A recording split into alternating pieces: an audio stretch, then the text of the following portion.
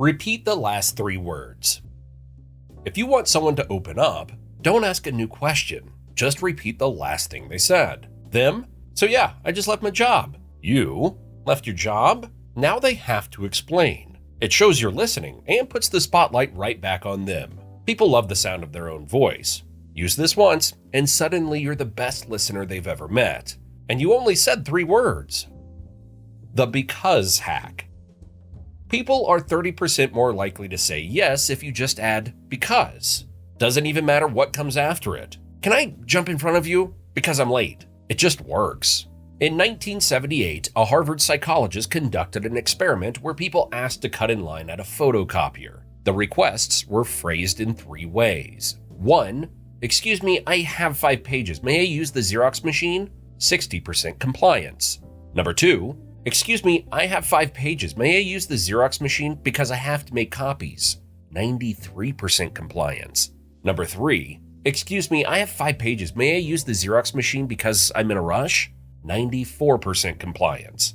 The brain hears because and goes, oh, okay, that's a reason. Use this in interviews, requests, even arguments. Doesn't need to be smart, just needs to exist. Go quiet. If someone says something dumb, don't correct them. Don't argue, just go quiet. Silence feels like pressure, and most people can't handle it. They'll start backtracking, over-explaining, or talking themselves into a corner. You don't have to do anything. Just let the silence do the work. It's brutal and beautiful. Start with a curious compliment. Cool jacket is forgettable. That jacket looks like it's got a story. Makes people light up. It's part compliment, part question, and it works. They'll tell you where it's from, why they wear it, or some weird story behind it. You didn't just flatter them, you made them feel interesting, and they'll instantly like you more. Stories over facts. I'm great with people is boring. Last week, I calmed down a guy yelling at the printer is memorable. People forget stats. They remember stories, especially if there's emotion, conflict, or something weird. You don't need a speech, just turn the thing into a scene. If they can picture it, they'll believe it. Own the first move. Be first. First to say hi, first to crack the joke, first to speak up in a meeting. The one who starts the interaction frames it. Everyone else adjusts to you. Waiting makes you the follower. Leading, even in small ways, signals confidence. Even if you're nervous, fake the start. The one who opens the door sets the tone. Give them a role. People love being told who they are, if it sounds good. You always finish on time. You're really the responsible one here. You're clearly the bold one in this group. Now they're locked into that role. And most of the time, they'll play it. You just shaped how they show up, without even asking. Speak slower, but shorter. Don't rush your words. Slow down. Not like you're sleepy, like you expect people to listen. And when you do speak, keep it tight. No long rambles, just clean hits. Slow plus short equals power. It's the difference between, well, I guess I kinda think, and no, that's wrong. One sounds unsure, the other sounds like you've already won. Answer a question with a compliment. When someone challenges you, flip it. Them, why did you do it that way? You, that's a good question. Here's why. Now they're disarmed. You praised their brain before defending your choice. Instead of arguing, you gave them a win, then took control of the answer. Works in interviews, debates, even when someone's low-key attacking you. The compliment redirect.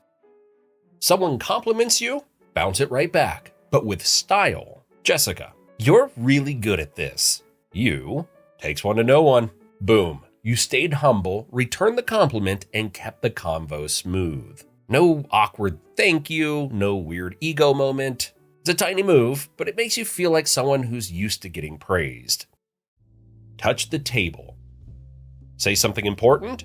Touch the table, or the chair, or any nearby object. Doesn't need to be dramatic, just a light tap. It grounds you, and it draws eyes. People notice movement, even subtle stuff. So when you're making a point, add a little physical cue. It says, "This part matters," and they'll believe it does. You seem like a... Start with, "You seem like the kind of person who," and finish with something flattering. You seem like the kind of person who never panics. Now they're smiling and trying to live up to it. It feels personal, even if you just made it up. It's a compliment disguised as a read, and it hits way harder than a regular one. Want someone to keep a secret? Try, "You seem like the kind of person who never spills anything." Watch them guard it with their life. Never explain a joke.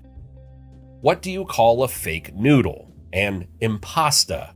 Oh well, if someone doesn't laugh, just move on. No rewinds, no explanations. Confidence is telling the joke and not caring if they caught it. Explaining makes it worse. It turns funny into cringe. People notice how you handle the silence more than the joke itself. So keep the punchline. Drop the apology. Let them finish every sentence. Cutting someone off makes you look impatient or worse, insecure. People who feel heard like you more. So let them finish, even if you already know what they're going to say, even if they're dragging it out. Waiting shows control, like you're not in a rush to prove something. And honestly, interrupting is one of the fastest ways to make people hate you. Say, "I noticed" instead of "I think." "I think you did great in that meeting." Sounds like an opinion. "I noticed how you handled that meeting." Sounds like a fact. It's subtle, but it changes everything. Think is up for debate. Noticed makes it sound real, like you're just pointing out what's already true. People are way less defensive when it feels like an observation instead of a judgment. Just between us. Say "just between us" and watch how fast people pay attention. It doesn't even have to be a real secret. The phrase creates a little bubble, makes them feel trusted. People love that. Even if what you're saying is harmless, it suddenly feels important. Now they're tuned in, curious, and fully locked on. Ask unusual follow-ups. Skip the boring questions. Not, "What do you do?" Ask, "What's the weirdest part of your job?" Not, "Where are you from?" Try, "What's the most random thing about your hometown?" Unexpected questions break the autopilot.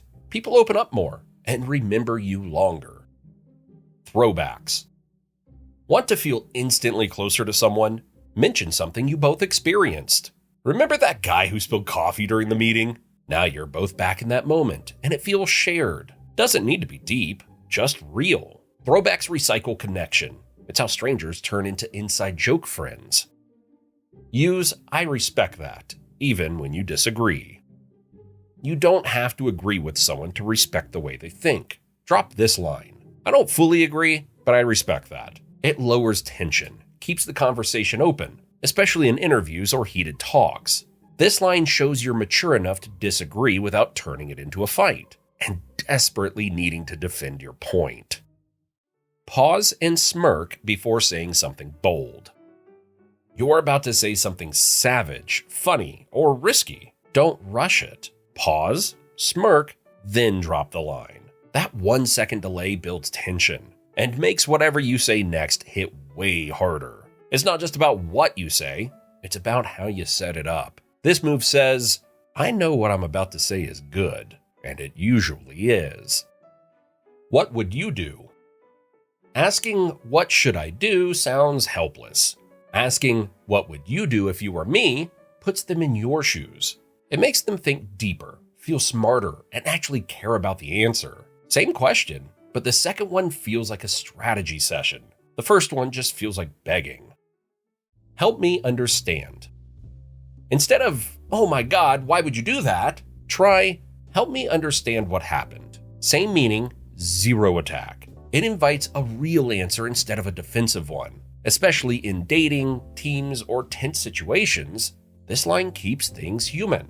You're not blaming, you're asking. And people usually open up more when they're not cornered. Predict their reaction. Saying something bold?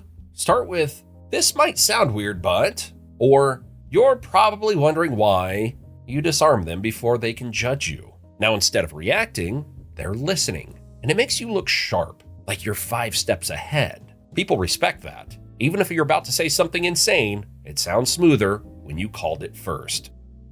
Match their energy.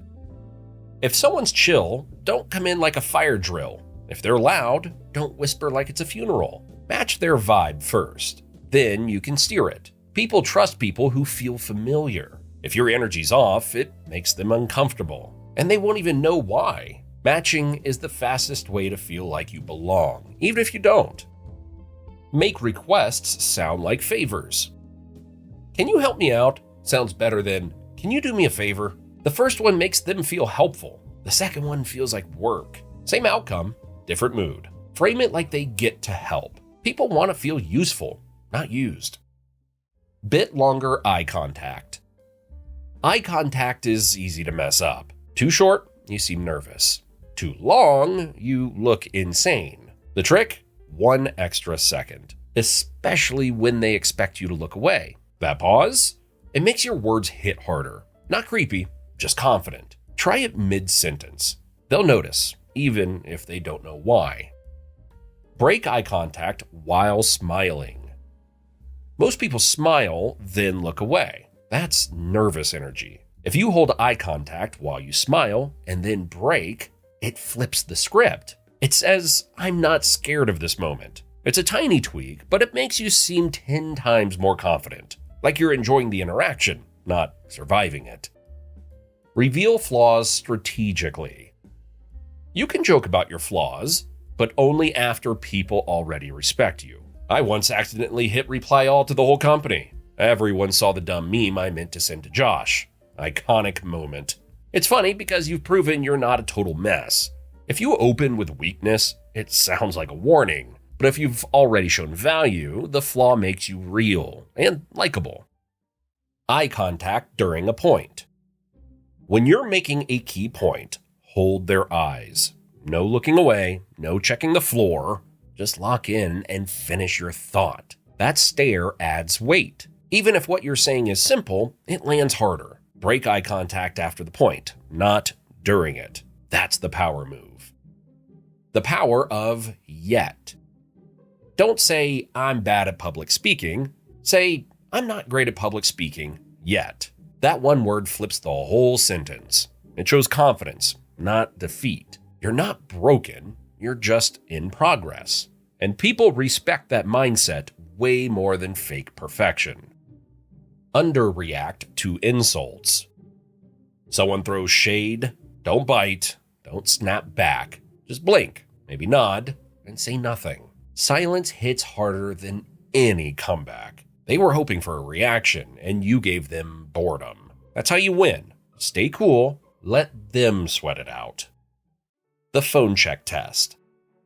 This one is my favorite. You're mid-convo, and they glance at their phone. Don't keep talking. Pause, go silent. The second they look back up, they're all yours again. You just trained them. Now you control the rhythm, and they'll notice it without knowing why. Notice micro wins. Don't wait for big achievements to give praise. That was a clever way to explain it, Matt. You handled that question like a pro, Chad. Tiny compliments hit harder than you think, especially when they're specific. Most people go their whole day unnoticed. Spot the little win, say it out loud, and you instantly stand out. Finish with a callback. Want to leave a strong impression? End the conversation by circling back to something funny, weird, or specific they said earlier. All right, go survive that coffee machine again. Enjoy that margarita you've been hyping up. It makes the moment feel full circle. People remember how things end, so make your exits land. Say, I could be wrong, but... If you need to call someone out or disagree, start with this. I could be wrong, but... It softens the blow. You're not attacking, you're offering a thought. People drop their guard because they're not trying to win, just share. The line keeps things chill, even when you're right and they're definitely wrong. Say, let's rewind a second to regain control. The conversation's getting messy, someone talking over you. It's time for, let's rewind a second. It hits pause without sounding aggressive. You reset the flow without raising your voice. Suddenly, everyone's listening again. You didn't argue, you didn't interrupt. You just took the wheel and steered the room back where it needs to go. I thought about what you said. This line works in literally any setting. At work, with friends, or your partner. I thought about what you said the other day. It shows you actually listen, that you didn't just nod and forget it. People feel seen when you remember their words. Even if your follow-up is small, it lands deep. It makes them feel like they matter, because they do, right? Ask for advice. Need something from someone? Don't say, Pete, I could use some help with this. Say, what would you do if you were me? Now they're thinking with you, not just doing a favor. Asking for advice flatters their brain. One makes them feel smart. The other makes them look at the clock. Say, that sounds like you. Someone shares something they're proud of? Don't just say, nice. Say, that sounds like you. It links what they did to who they are. Now they feel seen, like you actually get them. It's a subtle ego boost that doesn't sound like flattery, just sounds like truth. And that makes it land 10 times harder.